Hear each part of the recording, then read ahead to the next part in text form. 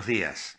En esta última semana de devocionales de verano vamos a cerrar la primera parte de la epístola a los Efesios que los días miércoles nos estuvo ocupando.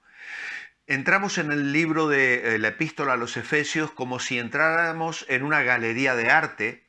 Hemos pasado por el pasillo de la alabanza, el pasillo de la oración, el pasillo de la gracia de Dios. Hemos estado contemplando la obra de Dios a través de su pueblo, el pueblo de Israel y la iglesia, cómo se derribaron el muro que nos separaba, haciendo de ambos un solo pueblo. Y esta sección de Efesios va a terminar también con un cuadro de la oración o con un pequeño pasillo de la oración o gran pasillo, como le querramos llamar, porque realmente en este pasillo de la oración final de esta primera sección de Efesios, el apóstol Pablo hace una oración que cautiva nuestros corazones de una manera especial. En cualquier comentario o cualquier estudio que tú puedas buscar sobre la epístola a los Efesios, vas a ver que los autores generalmente dividen la epístola en dos partes. El capítulo 1 al capítulo 3, que es con el que vamos a terminar hoy, donde se habla de la posición del creyente. Y luego el capítulo 4, 5 y 6, donde se habla de la práctica del creyente. Así que en este devocional de verano hemos recorrido esta primera parte de esta galería de arte y en aquel primer pasillo de la oración encontramos en el capítulo 1 y el versículo 17 al 22 una oración muy especial que el apóstol Pablo levantaba por los Efesios, y que él decía: pido, verso 17, que el Dios de nuestro Señor Jesucristo, el Padre de gloria, os dé espíritu de sabiduría y de revelación para que podáis conocerlo. Así que lo que realmente Pablo estaba pidiendo aquí es para que ellos pudieran saber, para que el Espíritu de Dios alumbrara sus corazones.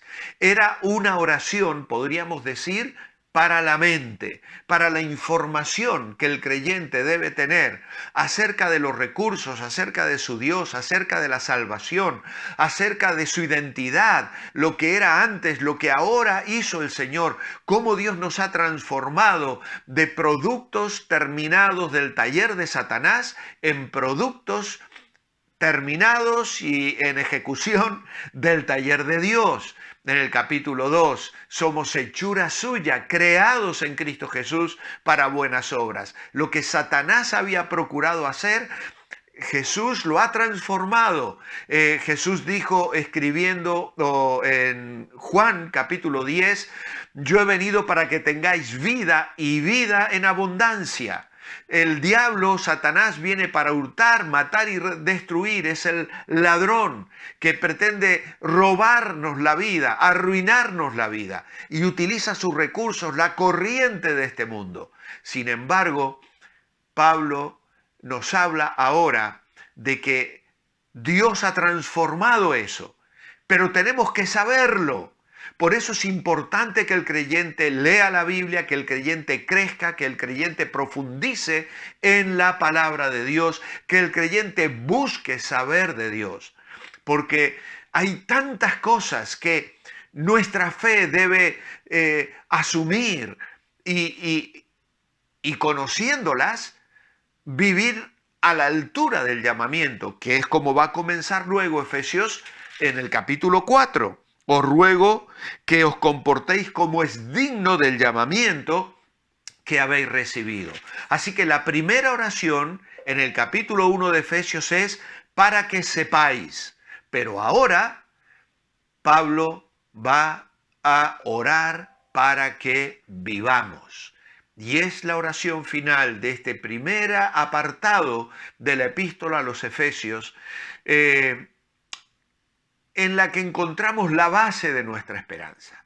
No se trata de fantasía o de deseos, sino que sepamos lo que Dios tiene para nosotros. Y una vez que lo sepamos, que lo vivamos. Y entonces Pablo dobla sus rodillas delante de Dios.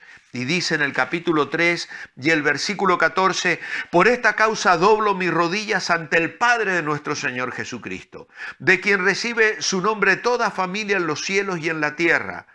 Pido que por su Espíritu y conforme a las riquezas de su gloria, os dé el ser fortalecidos con poder en lo más íntimo de vuestro ser, para que por la fe Cristo habite en vuestros corazones, para que arraigados y cimentados en amor, seáis plenamente capaces de comprender con todos los creyentes cuán ancho, largo, profundo y alto es el amor de Cristo.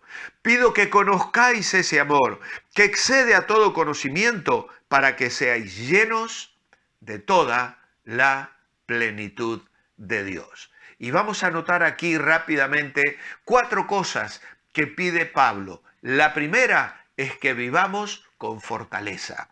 Dice el versículo 16, pido que por su Espíritu y conforme a las riquezas de su gloria, os dé el ser fortalecidos con poder en lo íntimo de vuestro ser.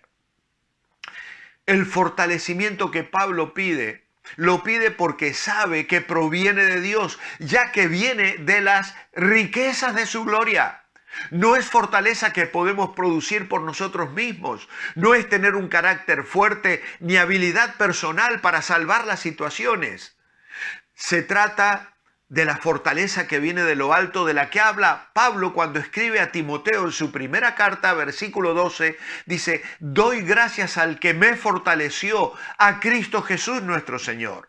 Cuando nosotros experimentamos desfallecimiento espiritual, debemos preguntarnos, ¿por qué? Porque quizá la razón sea que hemos procurado animarnos por nosotros mismos sin permitir que sea Dios el que lo haga, que venga Dios sobre nosotros para fortalecer y renovar nuestras fuerzas.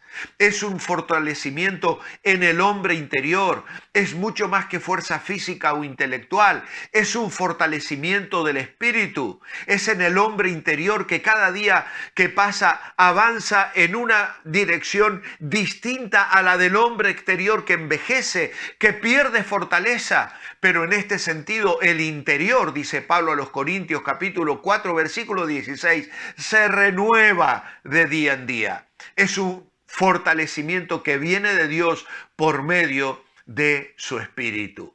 Y esto podríamos ir a Ezequiel 37, donde se habla ahí de los huesos secos que son llevados a la vida por la acción del Espíritu de Dios, y cómo la iglesia experimentó días también de fracaso y de frustración, amenazada por las autoridades, especialmente en los Hechos de los Apóstoles, pero oró al Señor, quien les visitó con el Espíritu, y con denuedo, dice Hechos 4, predicaron, hablaron la palabra de Dios. ¿Por qué? Porque la presencia del Espíritu fortalece, renueva nuestros corazones, y esta es una maravillosa realidad.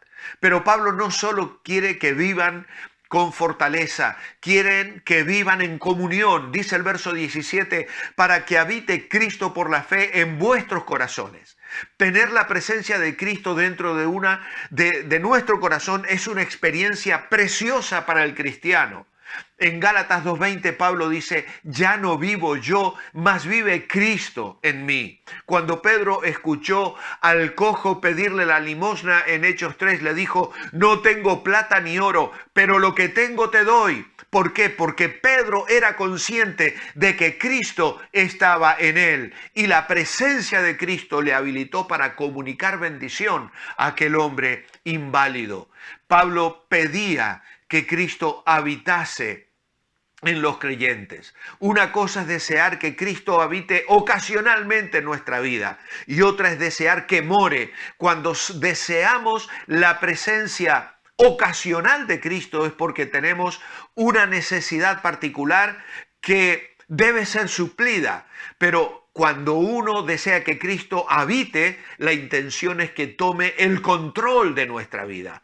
Un himno contiene 4 estrofas que acaban así: todo de mí y nada de ti, algo de mí y algo de ti, luego menos de mí y más de ti, y luego dice el himno, nada de mí y todo de ti. Que Cristo habite por la fe, no ocasionalmente, para suplir una necesidad puntual, sino tenga el título de propiedad de tu vida, de la mía, que controle cada centímetro de nuestro ser. Pero tenemos que avanzar, porque ahora Pablo pide que vivan con firmeza, a fin de que arraigados y cimentados en amor. La palabra arraigados es una figura tomada de los árboles. Las raíces de los árboles cumplen dos funciones muy importantes. Sirven de sostén y mantiene el árbol erguido gracias a sus raíces, pero también son el medio por el cual el árbol absorbe el sustento, se nutre del suelo, lo que alimenta. Y entonces esas raíces espirituales deben mantenerle en pie. Y esto es lo que Pablo pide, arraigados, y luego dice cimentados. Y esto tiene que ver con la base de un edificio. Ningún edificio es superior a la base que lo sostiene. Así también es la experiencia cristiana. Esta semana ha sucumbido en una ciudad de España un edificio que sus cimientos fueron, dicen los expertos, carcomidos probablemente por corrientes subterráneas que produjeron un colapso. Hubo muertos, incluso personas sepultadas varios días, algunos, gracias a Dios, rescatados con vida, otros salieron rápidamente, pero se vino abajo. ¿Por qué? Porque los cimientos no eran sólidos. Ahora tenemos que estar cimentados en un terreno sólido, y ese terreno del que habla Pablo es cimentados en amor. Amor, el mejor ingrediente para las relaciones humanas. Él desea que todo el edificio de las relaciones esté cimentado en amor. Y finalmente, viviendo con comprensión del amor de Cristo. Versículo 18 y 19. Dice Pablo, seáis plenamente capaces de comprender con todos los creyentes cuán ancho, largo, profundo y alto es el amor de Cristo.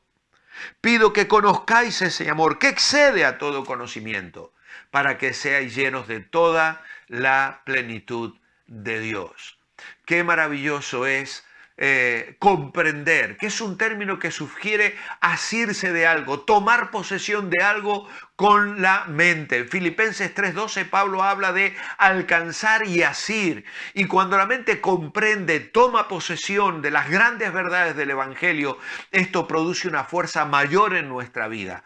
Hay fuerza en el conocimiento verdadero. Por eso Proverbios dice, adquiere sabiduría, adquiere inteligencia. Y entonces, si no descuidamos estas fases espirituales, vamos a avanzar en el poder del Espíritu, experimentando la presencia de Cristo, el poder del Espíritu.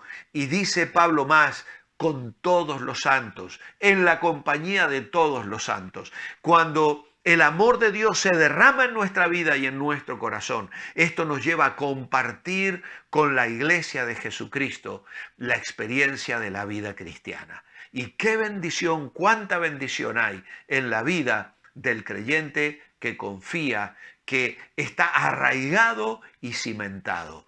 Y así concluimos el recorrido rápido de estas galerías, donde hay muchos más cuadros en los que nos podríamos detener largas horas, sin duda alguna, pero esto es solo un devocional que os puede bendecir y desafiar para profundizar aún más en lo que contiene cada frase y descubrir por qué razón Pablo doblaba sus rodillas y elevaba esta oración que cerraba esta parte de la carta. En el capítulo 1 oraba para que sepamos. Aquí en el capítulo 3 cierra esta primera parte de la galería y ora para que vivamos, que lo podamos vivir en la experiencia de cada día. Es mi oración por ti y por mí en el día de hoy. Que el Señor os bendiga.